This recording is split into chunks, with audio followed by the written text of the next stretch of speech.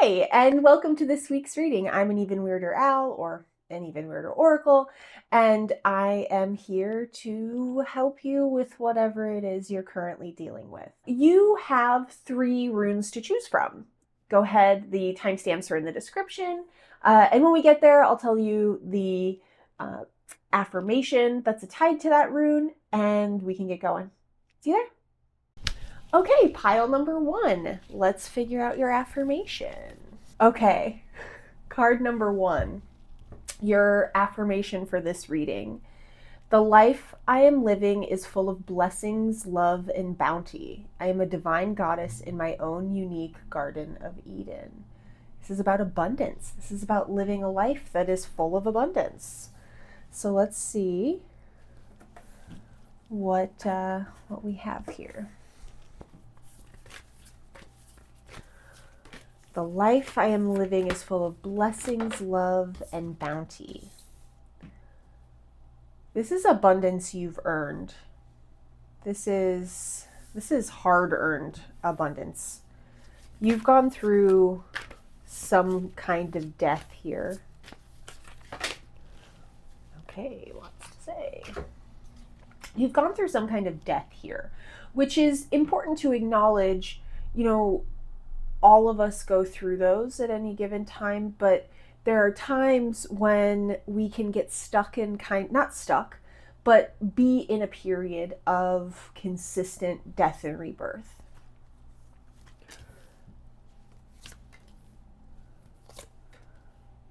Okay, wow. Okay. I think that you are so used to being in this cycle of death and rebirth that you haven't quite mastered the reality of not being in it anymore. So there's this kind of, again, this could be a reading for me, and maybe this is my pile. There's this energy of cocooning that still exists, but your cocoon is open. You just need to come out of it. So making sure that you are kind of stepping into this higher consciousness. When we're in this cocoon, it's not that we're not connected to our higher self. We absolutely are. They're really busy with this part of the process, right? It's that we take all of our energy inward for healing, and that means that sometimes we're not placing ourselves in that higher intuitive place because we're isolating or we're cocooning in a way that doesn't require us to be vigilant. And so taking the opportunity to step out of your cocoon, to offer leaving that safe space, not that you're moving into a space that isn't safe, but stepping out of that safe space as like a divine offering. You're letting go of this thing that's been holding you so that you can welcome in this abundance, this all of it, right? Make sure that you're not incredibly attached to outcomes here, while simultaneously recognizing that your creativity, your divine creativity, your intuitive creativity is going to be used to create a life that you love. And also be open to it not happening the way that you expect it. There's almost this energy of waiting for someone on the outside or something, a force, a happening, something on the outside to pull you out into this new life. But this is you need to choose to step out into it. So this is a choice. You get to make a choice to step into this abundance. That seems like a pretty solid deal. The answer to this is not going to be a 3D person thing, whatever. The answer to this is going to be you showing up in a different way. And you are prepared to show up in this new way. You've been working on it for quite a while. These cards are so crooked. Okay.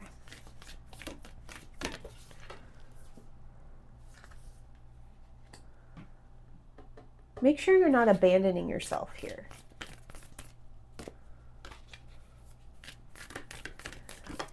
When I see this like in the Garden of Eden thing, what I'm seeing is like you have this ability to create. You just have to take advantage of it. Don't take it too seriously. You're kind of on this edge.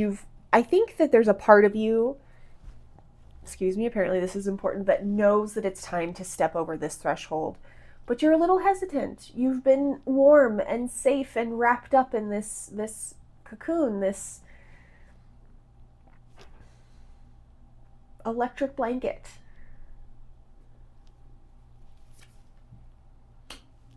But this is a divine gift that you're being given. My AC just kicked on. I'm hoping that the lav mic doesn't pick that up. I appreciate everyone for being patient as I figure out the sound stuff. Make sure that you're not getting stuck in duality here. Don't decide that one thing is good and one thing is bad, because then you're going to miss all of the other stuff that's happening. I want you to be open to changing your experience of yourself and your power, and willing to kind of try new shapes that maybe you haven't tried before. That's what this death has afforded you.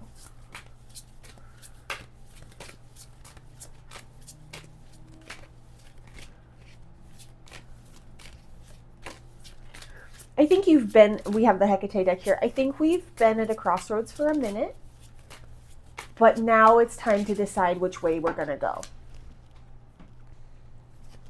We have transformation, that shape-shifting, that willingness to try new shapes, to transform into something new, and not becoming obsessed with change for change's sake, but being willing to accept and move with change, because you're being guided toward this abundance. Wow, I couldn't make that up.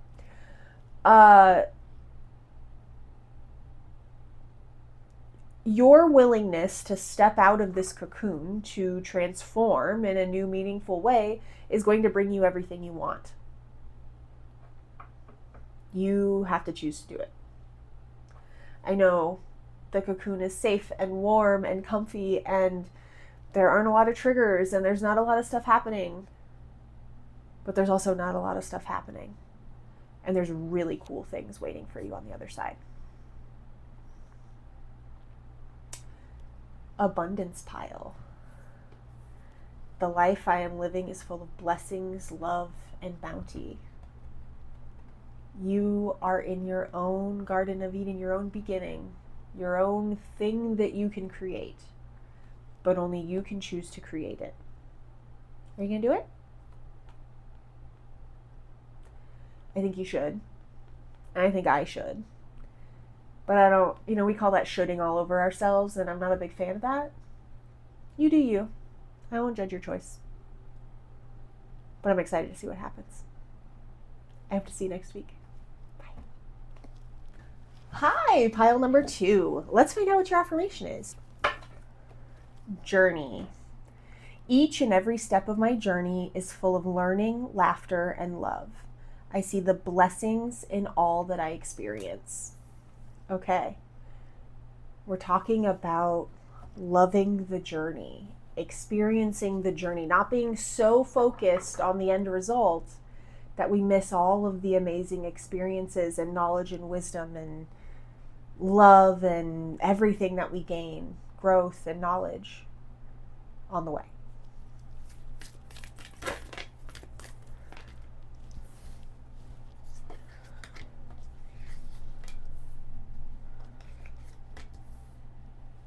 Okay.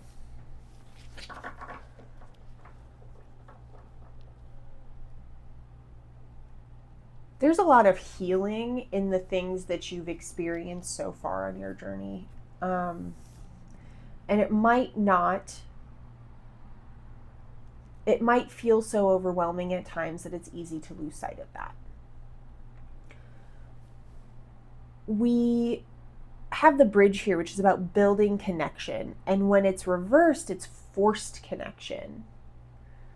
And then we have the one, which could be oneness with the universe, but I think that this has to do with a relationship of some kind, not necessarily romantic, but like someone close to you. Probably romantic, but not necessarily. I feel as though there's been healing around forcing connection with someone that you believe to be someone for you. And healing the wound that creates the desire to do that. There's some energy here of anchoring. Anchoring to the self, anchoring to the breath. I see you anchoring to yourself instead of someone else in an attempt to feel connected to yourself. Because often we look outside of ourselves, we look into the void, and well, usually not the void, actually, that's kind of like the opposite. We look into the material world for places and people and experiences and Amazon packages and different things that can fill this void that we have inside of us that can only be filled by us. So I see this as a journey to not forcing connection with someone else to fill this hole that we feel inside, but anchoring to the self as we realize that that's what that hole is missing. Talking about hole a lot here. I could do a showing hole joke here. I'm not going to, because this is a professional channel. I'm kidding, it's not. But I probably still won't make jokes about showing hole. I hope that's okay. I just saw a card was flipped in here, so I want to make sure that I flip that back over. Okay, let's see what else we got here.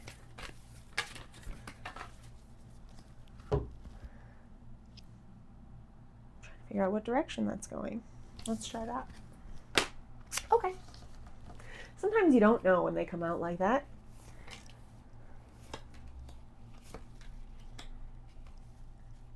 That off screen. Let's move these over a little bit. Okay. So we're anchoring to ourselves. We're being patient as we revive this part of ourselves that is very much rooted within ourselves.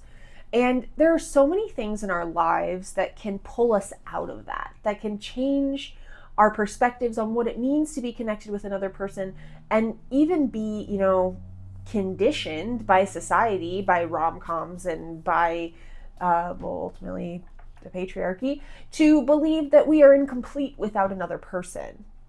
The more we are disconnected from ourselves, the less we're connected to our intuition and our ability to build community and to stand up to other people. But I'll get off of my soapbox here. There's a radiance that you can only get from filling this void within that is reviving now. It's coming out. There's it's this new growth, this new birth, this new evolution in you understanding that your identity doesn't lie in who you are to other people.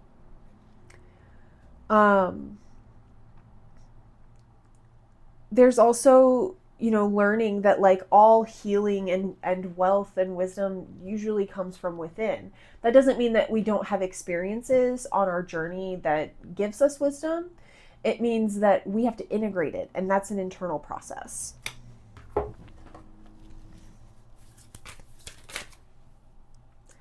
think I cut my table somehow. Okay.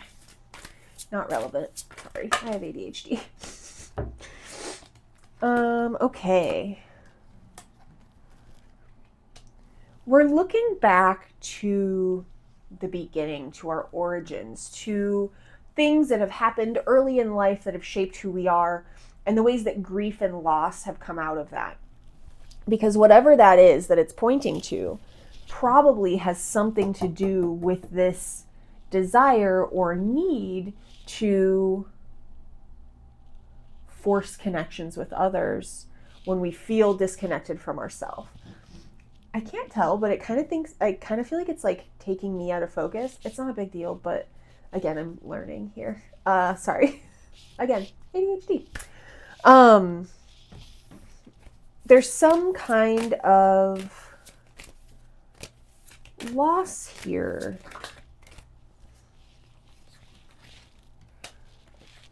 You're being guided towards seeing the cycles that are happening here, the cycles that are at work.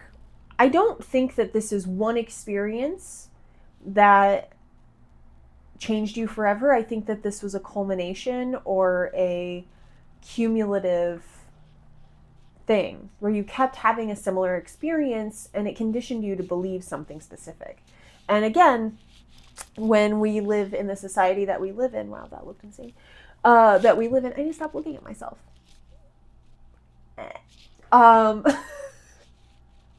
Am I going to edit these out? Probably not. You just get to live with me.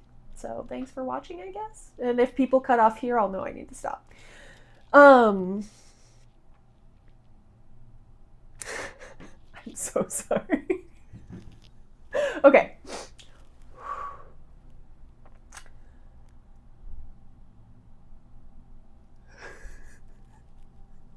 Have I mentioned I have ADHD? Yeah, I'm definitely cutting this out. Okay, guidance to look at these cycles. I think this was a cumulative thing. I think that there were things that happened over time that brought you to trying to fill this void. Because I just went off the rails, I'm going to pull another deck into play here. I'm not trying to bribe you. It almost kind of feels like that. It's just that I want to tap back in. Should I just refilm this whole thing? Nope, you get it like this. I'm sorry.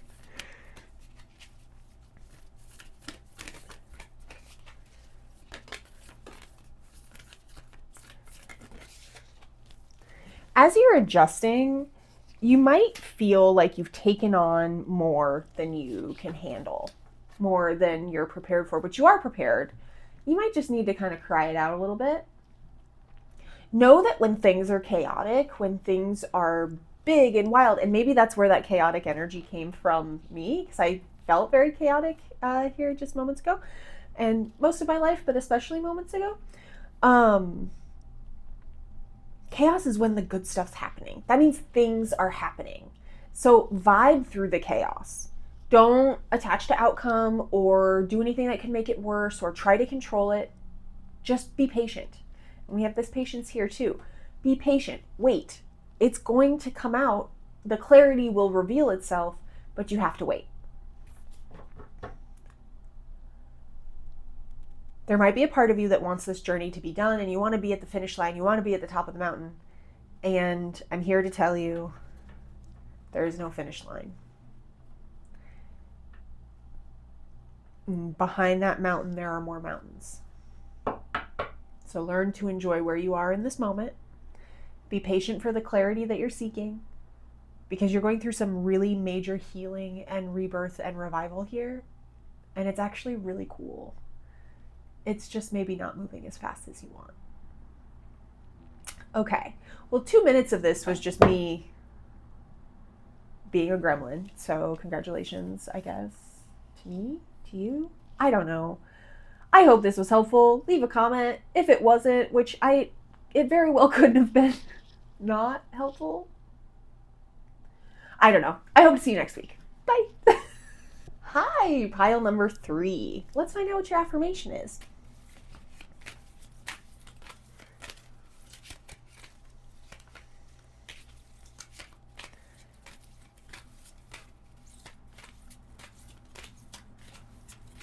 Maybe. Doo-doo.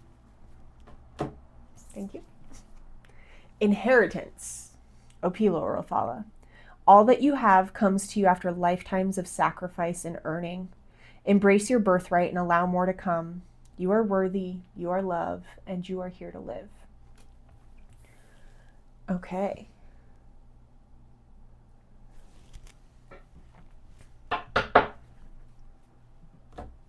Are you having trouble accepting something? A gift that's coming to you? Accepting a new beginning that's being given to you, maybe?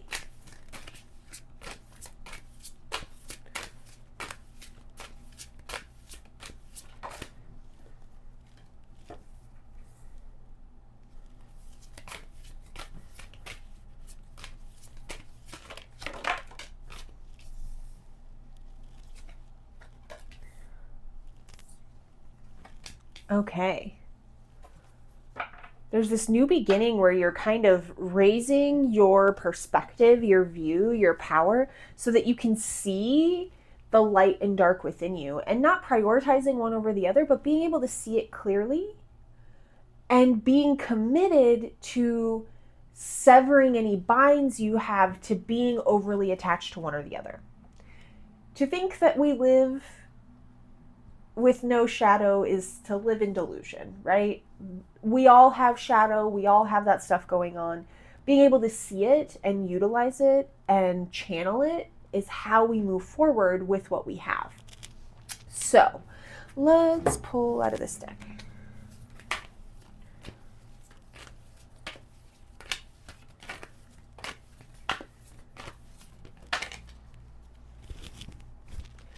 I'm using a lapel mic today in hopes that that helps with the outside sound, but I keep checking to make sure it's actually on. Okay.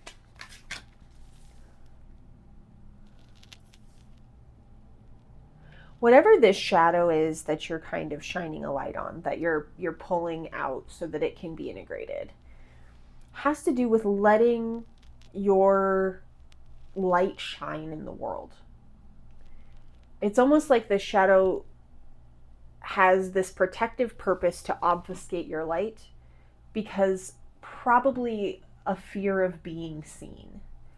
And if I'm looking back at your affirmation here, I see this energy of feeling like you are unworthy of being seen, or that you're unworthy of living the life that you want, of being out in the world and being perceived.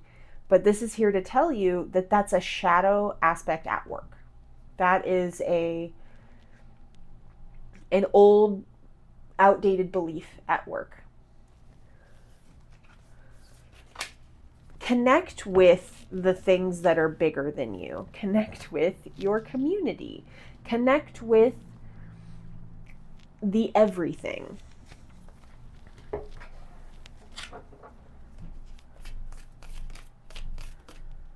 It's like you're denying yourself the gift of this new life that you've been working really hard to get.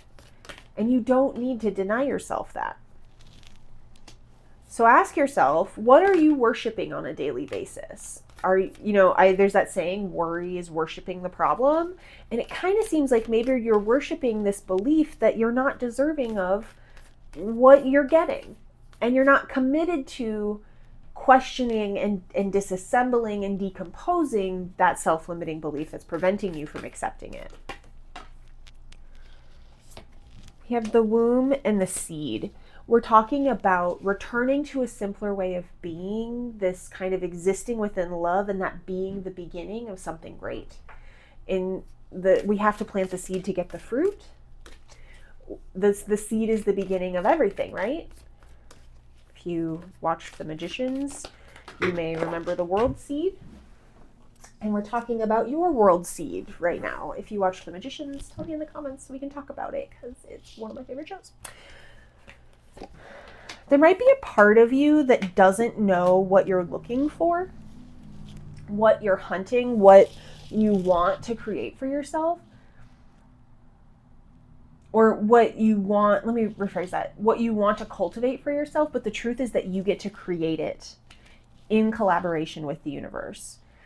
And there might be this kind of pressure or energy that exists when you think about that, of like, oh, I have this pressure to follow these rules and do these things and to grow up and to be the adult in my life or the hero in my life.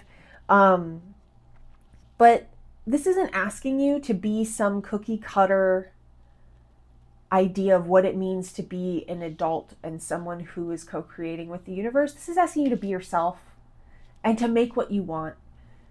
One of my favorite things that I figured out is that there are no rules. Nothing really matters unless we make it matter. So you can ask yourself, if I was going to create my ideal life without any parameters or shoulds from someone else, what does that look like? What does creating a world and a life for myself look like? I want to grab another deck here. I I did not use this deck in video 1 or pile 1, but I did use it in 2 because there was a lot of chaotic energy happening there, and I went off the rails a little bit. And so I guess I kind of bribed them with another deck. I don't know if I would call it bribery, but I felt obligated. Anyway, so we're going to use the deck again here. Sorry to pile 1.